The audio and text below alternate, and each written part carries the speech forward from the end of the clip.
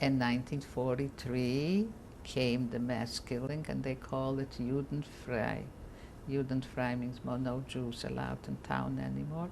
So first the ghetto was completely annihilated. No one remained in the ghetto. When you say annihilated, what happened on that day? They were all killed, taking on the spot. It was on the spot, or taking to a grave, a mass grave, a little bit farther from the town. Do you know where? And a few days later, yes, I know, I was there. Where was it? On the way to, they call it Jagiellonitska, on the way to another little village.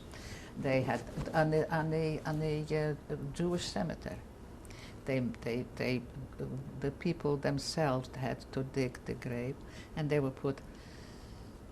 And then they did the same thing to the Haufau, to the camp, because June 25th. June 23rd, we were awakened, a reveille, and we all had to come down 5 o'clock in the morning, and we all had to come down, assembly, on the yard, and we all had to lay down, and we were immediately surrounded by Gestapo, SS men, and Ukrainian police. And he separate the woman and separate the man. And he walked around with a Uzi, you know, that like a machine gun. Tomanek, that's the head. Can you spell his name for us? Tomanek. He was Czech, red, with a very red hair. A man maybe 40-something, 50.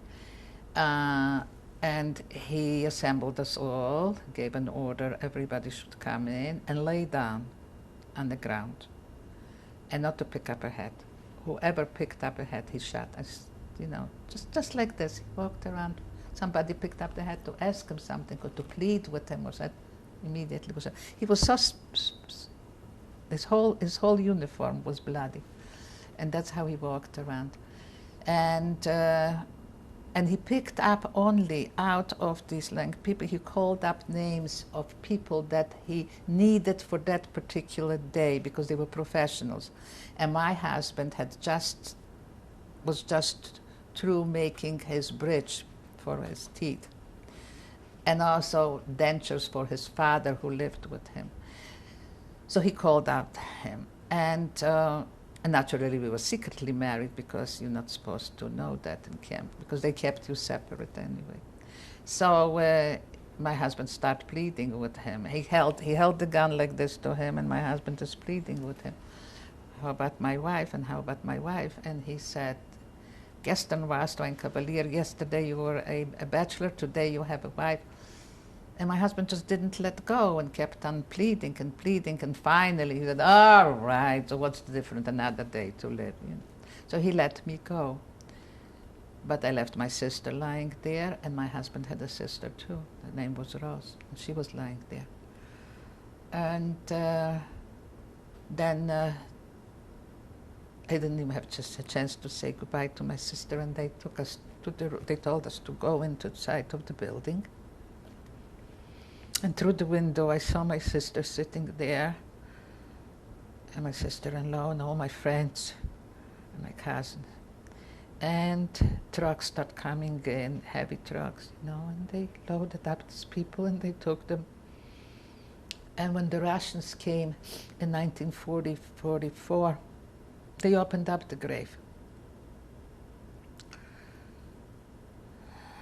And we saw people like without any bullet. They buried a lot of them alive. A lot of them. I couldn't find my sister, so I don't know. But anyway, that was the mass grave up on the Jewish cemetery, away from the town.